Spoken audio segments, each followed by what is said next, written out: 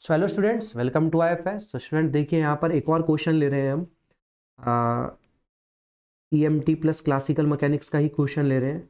देखिएगा, suppose that ये कोन है और इस कोन का ये सिमेट्रिक एक्सिस है, okay.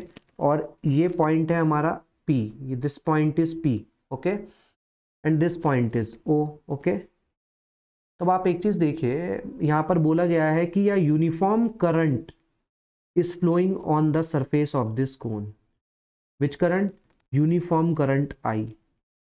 Uniform current I is flowing on the surface of this cone.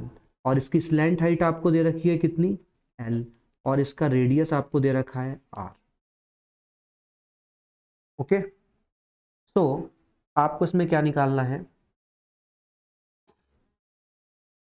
देखिएगा, आपको इसमें यह निकालना है कि देखिए, इसका मास अगर मैं मान लूं mg, तो आपको पता है इस कोन का मास अगर मैं मान लूं mg, तो mg नीचे की तरफ एक्ट करेगा। बिल्कुल सर, mg नीचे की तरफ एक्ट करेगा।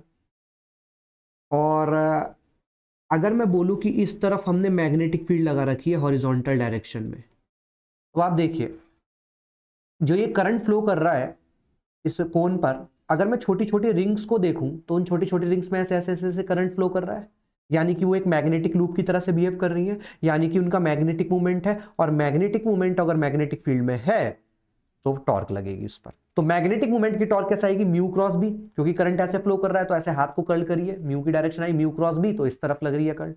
मतलब अगर मैं देखूं डायरेक्शन ऑफ रोटेशन तो इस तरफ हो रहा है, ऐसे क्लॉकवाइज। और mg की टॉर्क कैसे आ रही है? ऐसे एंटी क्लॉकवाइज, है ना। तो आपको यह बताना है minimum current.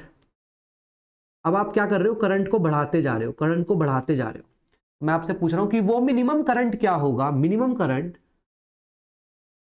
So that the cone will topple about point P। तो देखिए, ये भी एक अच्छा क्वेश्चन है, कंसेप्चुअल क्वेश्चन है, क्लासिकल मैकेनिक्स और EMT का मिला जुला क्वेश्चन है। क्लासिकल मैकेनिक्स और EMT का मिला जुला क्वेश्चन। देखिएगा जरा, पूछा है minimum current so that the cone will topple about the point P। तो टॉपलिंग करानी, टॉपलिंग मतलब ऐसे लुढ़काना, ऐसे ये ऐसे लुढ़क जाए इधर साइड में, ऐसे करना है। तो इसके लिए भाई आपको पहले टॉर्क निकालनी पड़ेगी, मैग्नेटिक फील्ड की वजह से जो टॉर्क आ रही है और जो टॉर्क आ रही है mg की, और इनको बैलेंस करना पड़ेगा आपको, राइट। तो देखते हैं, चलिए देखते हैं यहां पर।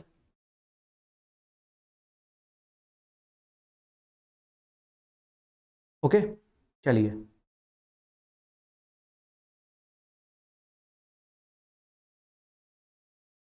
देखिए, अगर मैं टॉर्क निकालना चाहूं मैग्नेटिक फील्ड की वजह से, टॉर्क क्या होता है? Mu cross B. बी तो मुझे पता है, बी मुझे पता है ना, बी दे रखा है क्वेश्चन में। म्यू निकालना है, तो सर हमें पता है कि म्यू क्या होता है। Sir mu equal to current into area होता है। अब आप देखो, जो छोटी छोटी ये रिंग्स हैं, यहाँ पर रेडियस अलग है, यहाँ पर रेडियस अलग है, यहाँ रेडियस अलग है, यहाँ रेडियस अलग है, यहाँ रेडियस अलग है, यहाँ रेडियस अलग है, यहाँ रेडियस अलग है। तो एरिया बढ़ता जा रहा है रिंग्स का, और रिंग्स का एरिया बढ़ता जा रहा है, इसका मतलब मैग्नेटिक मूवमेंट भी बढ़ता जा रहा है।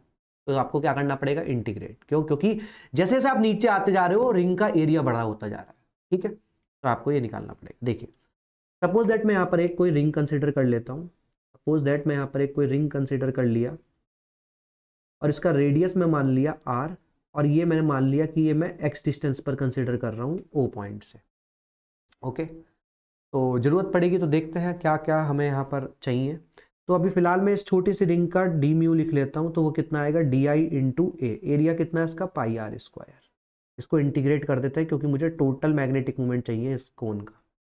तो म्यू कितना आ जाएगा? देखिएगा, DI को मैं क्या लिख सकता हूँ? I upon pi R L, है ना, करंट पर यूनिट एरिया।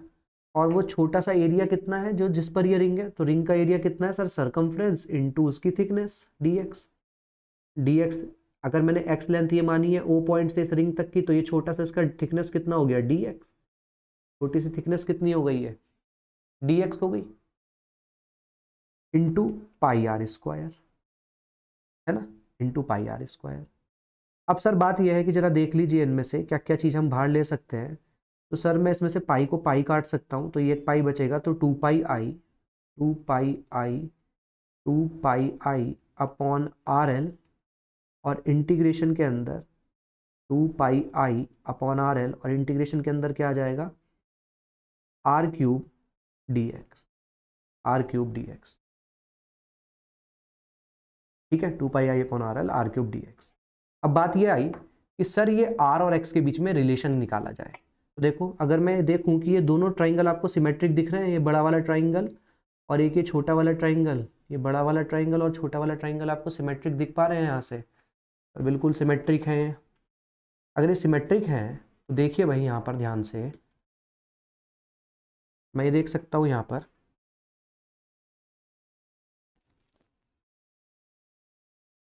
देखिए सिमेट्रिक हैं, तो मैं लिख सकता हूँ R upon capital R equal to X upon L. तो यहाँ से मैं स्मॉल आर की वैल्यू लिख सकता हूँ capital R x by L, ये वैल्यू लिख सकता हूँ मैं यहाँ से। इस आर की वैल्यू को अगर मैं यहाँ पुट कर दूँ तो म्यू कितना आ जाएगा आपके पास, 2 pi I upon R L, और इसे पुट करता हूँ तो ये R cube by L cube आ जाएगा, और अंदर आएगा एक्स क्यूब डी एक्स, और इस पर integration from 0 to capital L, where capital L is the slant height of the cone. तो ये एक आर से एक आर कट गया, ये कितना आ जाएगा आपके पास, 2 pi I R square upon L की पावर 4 इंटू एल की पावर 4 अपॉन 4। देखिए इससे ये कट गया, इससे ये 2 जा कट गया, तो कितना आया, म्यू कितना आया, म्यू आया आपका I into pi R square by I into pi R square by 2, ये आ गया। तो अगर एक रिंग हो आर रेडियस की, उससे कितना फ्लो, इससे कितना मैग्नेटिक मोमेंट लिंक्ड होगा, I into area pi R square, है ना, और डिवाइडेड बाय 2 कर दिया मैंने। तो ये हो गया मेरे पास मैग्नेटिक मोमेंट। अब मैं अगर टॉर्क निकालूं मैग्नेटिक फील्ड की इसमें, तो म्यू तो देखो ऊपर की तरफ आएगा मेरे पास, है ना, एरिया वेक्टर की डायरेक्शन में, और बी ऐसे है, तो म्यू क्रॉस बी करूंगा तो 90 डिग्री है, तो ये कितना हो जाएगा, आई pi R square B by 2। ये हो गया आपका टॉर्क, है ना, ये हो गया आपका म्यू क्रॉस बी से टॉर्क आ गया, राइट। क्लियर सभी को, ये आपका म्यू क्रॉस बी से टॉर्क आ गया, ओके।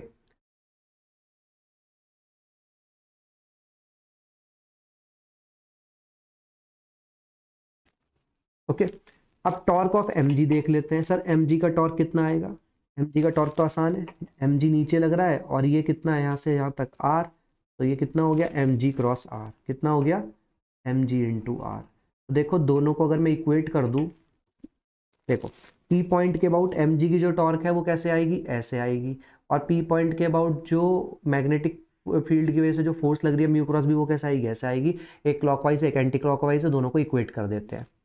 अगर दोनों को इक्वेट करूंगा मैं तो ये आ जाएगा M G R equal to I pi R square B by 2। R से आर काट दिया, बाकी कुछ नहीं कट सकता। आई कितना आ गया आपके पास, m g by 2 m g by pi R B. तो this is the answer, this is the minimum current required. अगर इससे ज़्यादा करंट आपने करी तो मैग्नेटिक फोर्स की वजह से जो टॉर्क है वो ज़्यादा हो जाएगी और mg उसको बैलेंस नहीं कर पाएगा। तो ये था टॉर्क ड्यू टू mg और ये था torque due to magnetic field, है ना। तो I pi R square B by 2 आया, इसको मैंने यहाँ पर रखा, आर से आर काट दिया, आई आया हमारे पास 2 mg by pi R B. Okay, so this is the answer. ठीक है, तो ये EMT प्लस क्लासिकल का क्वेश्चन था। वैसे मैंने पहले भी एक क्वेश्चन कराया आपको जिसमें रिंग को फ्लाई करा था, ये भी एक क्वेश्चन है। तो इस टाइप के क्वेश्चंस भी इंपॉर्टेंट है कंसेप्चुअल वाइज। तो क्लासिकल मैकेनिक्स और EMT के ये मिक्स कंसेप्ट पर था। होप आप सभी को अच्छा लगा होगा, शेयर करिएगा इसको। Thank you, happy learning, keep watching.